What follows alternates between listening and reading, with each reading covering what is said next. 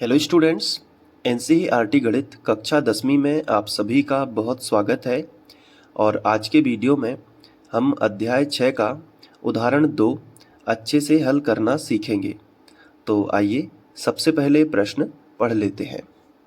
इसमें दिया गया है कि ABCD एक समलंब है। अब ये समलंब क्या होता है उसको थोड़ा सा समझ लेते हैं।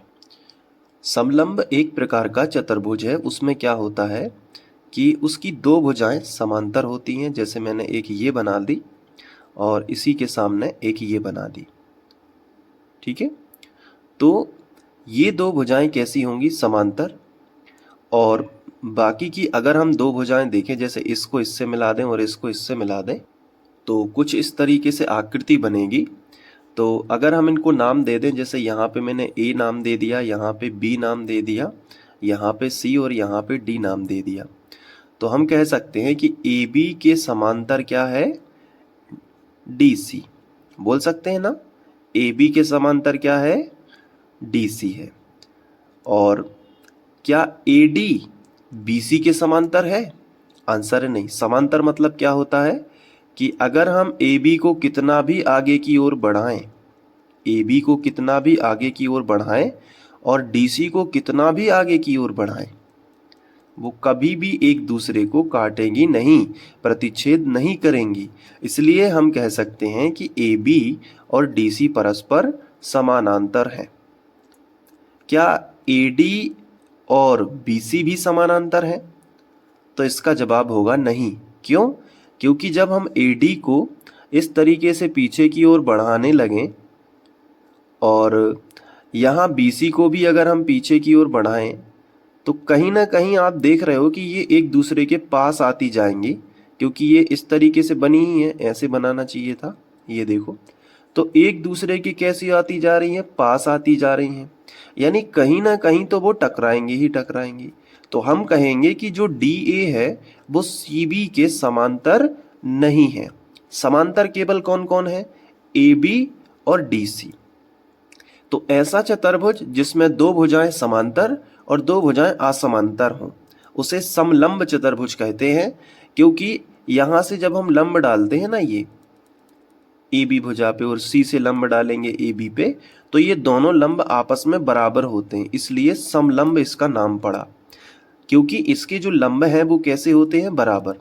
अगर मैं D से यहाँ पे लंब डाल दूं स्केल की सहायता से, ये देखो, अगर मैं D से ऐसे लंब डाल दूं, देखना ध्यान से, ये देखो, तो ये लंब हो जाएगा DE, ठीक है। AB पे लंब हो गया, ये 90 डिग्री है, यहाँ भी 90 डिग्री है।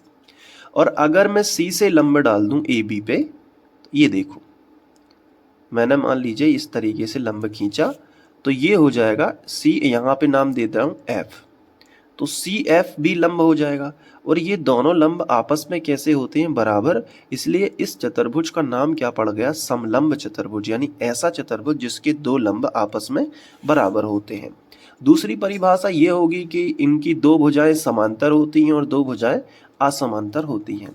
ध्यान रखिएगा, समलंब के बारे में आपको पता होना चाहिए। ऑब्जेक्टिव क्वेश्चन में भी पूछा जा सकता है, कहीं रिक्त स्थान में पूछा जा सकता है, सही जोड़ियों में पूछा जा सकता है। इसलिए ये बात आपको बतानी बहुत जरूरी थी। आइए क्वेश्चन पे वापस चलते हैं। तो एक चतुर्भुज ABCD है जो कि समलंब है, इतना हमें समझ में आ गया। और आकृति भी इन्होंने दे रखी है 6.14।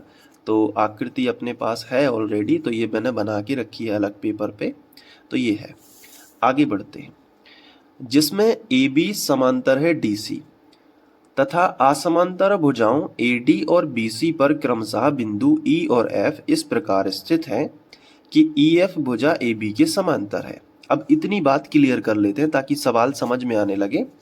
इन्होंने कहा है कि एक समलंब तो है, लेकिन इसमें AB समांतर है DC। इसका मतलब क्या हुआ? इसका मतलब ये हुआ कि ये जो AB भुजा है और ये जो DC भुजा है, ये दोनों समांतर है। तो हम यहाँ पे एक डॉट यहाँ लगा लेते हैं और एक डॉट यहाँ की, ये दोनों कैसी हैं? समांतर है। और असमांतर भुजाओं, असमांतर भुजाएं कौन कौन सी हैं? AD और BC हैं। तो यहाँ पे देखो, एक AD असमांतर होगी जो कि मैंने अभी आपको समझाया, और दूसरी BC भी असमांतर होगी। तो इन्होंने लिखा है कि असमांतर भुजाओं पर बिंदु ई और एफ है। बिल्कुल है, आप देखो AD पे बिंदु ई है और BC पे बिंदु एफ है, तो असमांतर भुजाओं पे ही है ना। आगे लिखा है कि इस प्रकार है कि जो EF बनेगी, E और F बिंदु से रेखा कौन सी बनेगी, या रेखाखंड EF बनेगा। ये लाइन बनेगी ना EF, तो EF भुजा AB के समांतर है। ये सवाल में बहुत बड़ी इंफॉर्मेशन दी है कि जो EF है वो भुजा AB के समांतर है। यानी इसका मतलब ये हुआ कि जो EF है ये यहाँ ये वाली जो AB है ना इसके समांतर है। यहीं से हमारा सवाल स्टार्ट हो जाएगा। हम ये यहाँ पे लॉजिक देंगे कि हम लिखेंगे दिया है,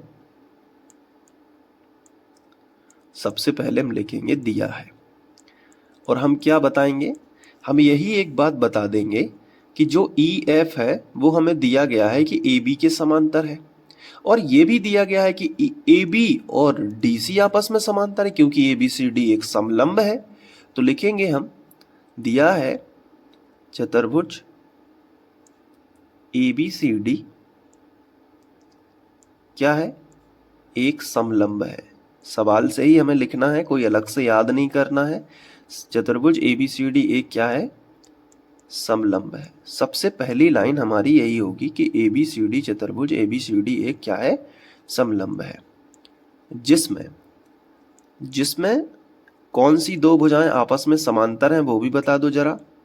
जिसमें AB समांतर है DC, तो लिखेंगे कि AD जो है AB समांतर किसके है, DC के। क्लियर है ये बात। लेकिन साथ में सवाल ये भी कह रहा है कि जो बीच वाली भुजा है ना EF जो लाइन दिख रही है ना ये AB के समांतर है। लिखा है ना EF भुजा AB के समांतर, ये सवाल में लिखा है। तो हमने कहा ठीक है ये भी लिख लेते हैं। तो हमने लगाया तथा लगाने के बाद हमने लिखा कि EF किसके समांतर है, AB के समांतर है। तो हमने लिख दिया, ये समांतर का चिन्ह है ये वाला, और किसके समांतर है भाई साहब, AB के बराबर है। इतनी बात समझ आ रही है। अब आगे आपको क्या लिखना है कि जब AB और DC समांतर हैं वहां पे जो EF है वो AB के समांतर है, तो जो EF है ये DC के भी ऑटोमेटिक समांतर हो जाएगा। क्यों? क्योंकि दो समांतर रेखाओं में यदि कोई तीसरी समांतर रेखा उन दोनों में से किसी एक के समांतर हो तो वो दूसरे के भी समांतर होगी। तो हम ये सीधा सा मतलब ये है कि AB और DC की दोस्ती है। समझना इस बात को, AB और DC की दोस्ती है, लेकिन बीच में एक तीसरा दोस्त है EF, उसकी दोस्ती AB से है। तो जब EF की दोस्ती AB से है लेकिन AB की दोस्ती किससे चल रही है, DC से, तो कहने का मतलब कभी ना कभी EF की दोस्ती DC से हो ही जाएगी क्योंकि म्यूचुअल फ्रेंड है। तो वो हम यहाँ पे फंडा लगाएंगे। हम क्या लिखेंगे, तब जब EF AB बस के समांतर है तो EF अपने आप DC के भी समांतर होगा। तब EF जो है वो समांतर हो जाएगा किसके, DC के। क्लियर है ये बात। क्यों? क्योंकि EF किसके समांतर है, AB के समांतर है, और AB और DC पहले से ही समांतर है क्योंकि समलंब चतुर्भुज है। तो EF जब AB के समांतर है तो EF DC के भी होना चाहिए क्योंकि ये दोनों तो पहले से ही समांतर हैं। तो आपको एक चीज सवाल में दी गई है कि EF AB के समांतर है, और एक चीज खुद मन से लिखना है कि EF DC के भी समांतर होगा। अब हम आगे लिखेंगे जो हमें सिद्ध करना है। ये दर्शाइए का मतलब होता है सिद्ध करना है। तो अब हम हेडिंग डाल देंगे सिद्ध करना है। अब जो हमें सिद्ध करना है वो हम यहां से लिख लेंगे, जो कि दिया गया है AE बटे ED बराबर BF बटे FC। ये हमने लिख लिया, इतना हमने लिख लिया। अब आगे बढ़ते हैं सवाल में और एक रचना कर लेते हैं। इस सवाल में रचना करने की जरूरत पड़ती है हमें, तो हम बताएंगे कि क्यों पड़ रही है। पहले हम हेडिंग डाल देंगे रचना। कई ऐसे सवाल होते हैं जिनमें अलग से हमें रचना करनी पड़ती है। तो रचना में हम इतना लिखेंगे कि ए को हम सी से मिला देंगे। तो लिखेंगे ए को सी से मिलाया, ए को सी से मिलाया। क्लियर है कि नहीं? जब हमने ए को सी से मिलाया तो बीच में कौन पड़ा? E F. तो ई एफ को भी किसी बिंदु पे काट लेगी। तो मिला देते हैं पहले ए को सी से। तो इस तरीके से हम डॉट डॉट करके मिलाएंगे। थोड़ा सा मैं मिला देता हूँ, कैमरा रखा है सामने तो बन नहीं रहा है। ये देखो मैंने मिला दिया ए को सी से, तो बीच में कौन मिला? E F. तो ई एफ को वो इस पॉइंट पे काटेगी, इस पॉइंट को हमने जी नाम दे दिया। तो लिखा कि ए को सी से मिलाया जो ई एफ को जी पर मिलता है। आगे हम लिखेंगे जो ई एफ को कहाँ मिलता है? जी पर मिलता है। ये इतना आप कर लोगे? बताओ, इतना कर लोगे? इतने में तो कोई दिक्कत नहीं है। ठीक है, अब हमें इसके बाद उपपत्ति जो है हेडिंग डाल देनी है। तो हमने हेडिंग डाल दी उपपत्ति। ठीक है, अब हम प्रूफ करने जा रहे हैं कि क्यों ऐसा होता है, ये सिद्ध करने जा रहे हैं। तो हमने हेडिंग डाल दी उपपत्ति। अब उपपत्ति को कैसे देखते हो आप? देखो ध्यान से समझना। उपपत्ति में हमें दो त्रिभुज लेना है। पहले एक त्रिभुज लेना है, त्रिभुज ए डी सी में। ये त्रिभुज देखो, ये दिख रहा है ना, ए डी सी। तो लिखेंगे त्रिभुज ए डी सी में। अब ये त्रिभुज लेने से क्या होगा? इस त्रिभुज में हम देखेंगे कि जो EG है वो किसके समांतर है? DC के। अब आप कहेंगे सर क्यों? क्योंकि हमें पता है कि जो EF है वो सीधा सीधा DC के समांतर है। तो EG तो हो ही जाएगी DC के समांतर, क्योंकि उसी EF पे ही बिंदु G है। तो हम लिखेंगे कि इसमें नीचे से आ गए EG समांतर DC। EG समांतर है DC के। तो थेल्स प्रमेय से,